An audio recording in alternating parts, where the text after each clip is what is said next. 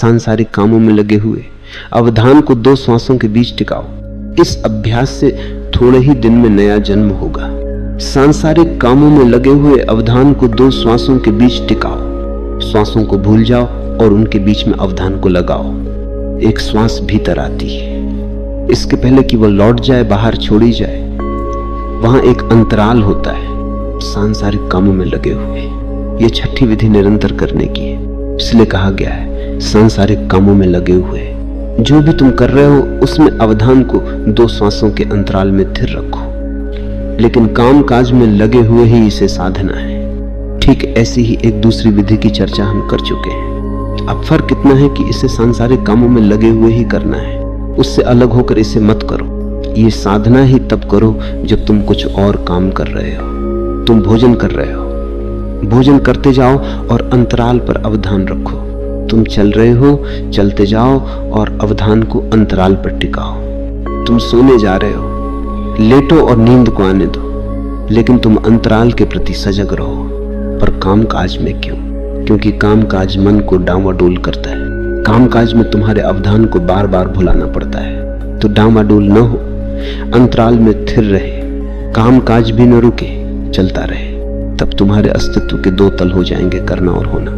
अस्तित्व के 2 तल हो गए, एक करने का जगत और दूसरा होने का जगत। एक परिधि है और दूसरा केंद्र। परिधि पर काम करते रहो, रुको नहीं, लेकिन केंद्र पर भी सावधानी से काम करते रहो। क्या होगा? तुम्हारा कामकाज तब अभिनय हो जाएगा। मानो तुम कोई पाठ अदा कर रहे हो। उदाहरण के लिए, तुम किसी नाटक में पाठ कर रहे हो। तुम राम बने हो या क्राइस्ट बने हो। यद्यपि तुम राम या क्राइस्ट का अभिनय करते हो तो भी तुम स्वयं बने रहते हो। केंद्र पर तुम जानते हो कि तुम कौन हो और परिधि पर तुम राम या क्राइस्ट का या किसी का पाठ अदा करते हो। तुम जानते हो कि तुम राम नहीं हो, राम का अभिनय भर कर रहे हो। तुम कौन हो तुमको मालूम है। तुम्हारा अवधान तुम में केंद्रित है और तुम्हारा काम परिधि पर जारी है। यदि इस विधि का अभ्यास हो तो पूरा जीवन एक लंबा नाटक बन जाएगा।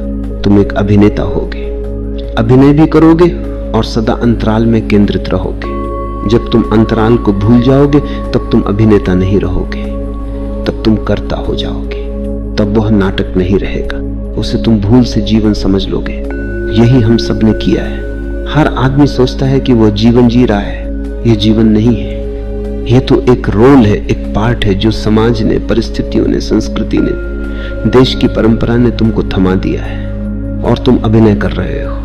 और तुम इस अभिनय के साथ तादात्म्य भी कर बैठे हो। उसी तादात्म्य को तोड़ने के लिए ये विधि है। कृष्ण के अनेक नाम हैं। कृष्ण सबसे कुशल अभिनेताओं में से एक हैं। वे सदा अपने में स्थिर हैं और खेल कर रहे हैं, लीला कर रहे हैं, बिल्कुल गैर गंभीर हैं। गंभीरता तादात्म्य से पैदा होती है। यदि नाटक में तुम सच ही राम हो जाओ तो अवश्य समस्याएं खड़ी होंगी। जब जब सीता की चोरी होगी तो तुमको दिल का दौरा पड़ सकता है और पूरा नाटक बंद हो जाना भी निश्चित है। लेकिन अगर तुम बस अभिनय कर रहे हो तो सीता की चोरी तुमको कुछ भी नहीं होता है। तुम अपने घर लौटोगे और चैन से सो जाओगे। सपने में भी ख्याल ना आएगा कि सीता की चोरी हुई। जब सचमुच सीता चोरी गई थी तब राम स्वयं रो रहे थे, चीख रहे थे और वृक्षों से पूछ रहे थे कि सीता कहाँ है, कौन उसे ले गया। लेकिन यह समझने जैसी बात है, अगर राम सच में रो रहे हैं और पेड़ों से पूछ रहे हैं तब तो वे तादात्म्य कर बैठे। तब वे राम न रहे, ईश्वर न रहे, अवतार न रहे। ये स्मरण रखना चाहिए कि राम के लिए उनका वास्तविक जीवन भी अभिनय ही था।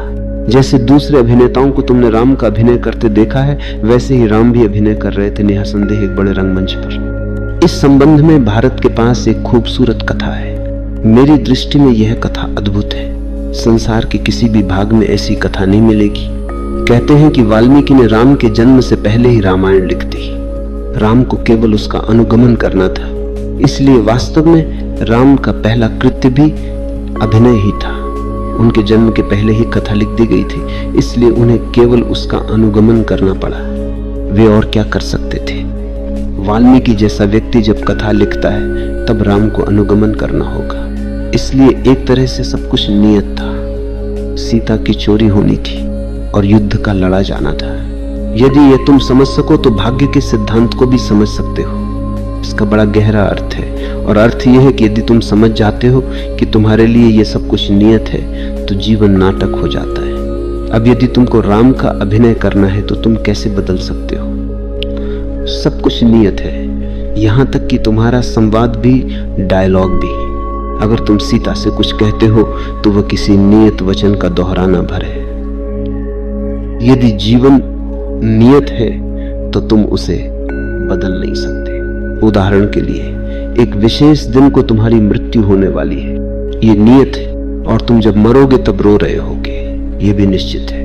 और फलां फलां लोग तुम्हारे पास होंगे, ये भी तय है। और यदि सब कुछ नियत है, तय है, तब सब कुछ नाटक हो जाता है। यदि सब कुछ निश्चित है तो उसका अर्थ हुआ कि तुम केवल उसे अंजाम देने वाले हो। तुमको उसे जीना नहीं, उसका अभिनय करना है। ये विधि, छठी विधि, तुमको एक साइको ड्रामा, एक खेल बना देती। तुम दो श्वासों के अंतराल में थिर हो और जीवन परिधि पर चल रहा है। यदि तुम्हारा अवधान केंद्र पर है तो तुम्हारा अवधान परिधि पर नहीं है। परिधि पर जो है वह उप अवधान है, वह कहीं तुम्हारे अवधान के पास घटित होता है।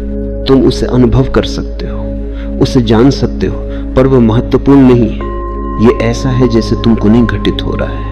मैं इसे दोहराता हूं, यदि तुम इस छठी विधि की साधना करो तो तुम्हारा समूचा जीवन ऐसा हो जाएगा जैसे वह तुमको न घटित होकर किसी दूसरे व्यक्ति को घटित हो रहा है।